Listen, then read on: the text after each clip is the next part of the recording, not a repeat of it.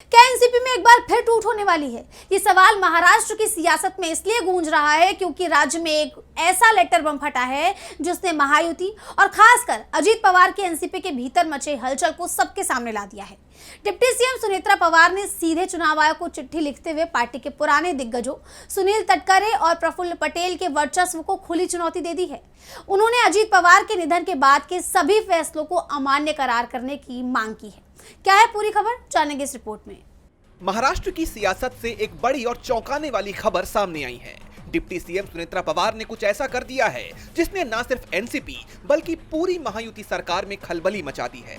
सुनेत्रा पवार ने एक चिट्ठी के जरिए पार्टी के दिग्गज नेताओं सुनील तटकरे और प्रफुल्ल पटेल के वर्चस्व को सीधी चुनौती दे दी है। दरअसल सुनेत्रा पवार ने चुनाव आयोग को एक चिट्ठी लिखी है जिसमें उन्होंने मांग की है कि 28 जनवरी 2026 के बाद पार्टी की तरफ से किए गए किसी भी पत्राचार या फैसले को अमान्य करार दिया जाए। इसका सीधा मतलब ये है कि उस दौरान सुनील तटकरे और प्रफुल्ल पटेल ने जो भी नियुक्तियां की या गठबंधन को लेकर जो भी दस्तावेज सौंपे, उन पर अब अवैध होने की तलवार लटक गई है।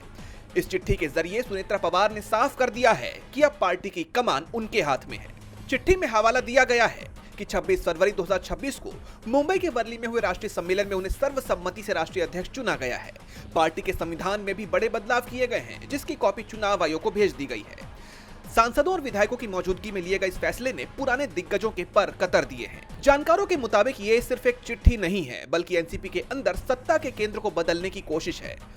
सवाल उठ रहे हैं कि क्या अजीत पवार के खेमे में अब अंदरूनी जंग छिड़ चुकी है? क्या तटकरे और पटेल जैसे कद्दावर नेताओं को किनारे लगाने की तैयारियां शुरू हो गई हैं? महाराष्ट्र की राजनीति में ये लेटर बम आने वाले दिनों में क्या क्या नया तूफान लाएगा, इस पर सबकी निगाहें टिकी हैं। फिलहाल तो ऐसा लग रहा है कि सुनेत्रा पवार ने एक ही दांव में पार्टी के पुराने दिग्गजों के वर्चस्व को चुनौती दे दी है। डीबी लाइव की रिपोर्ट।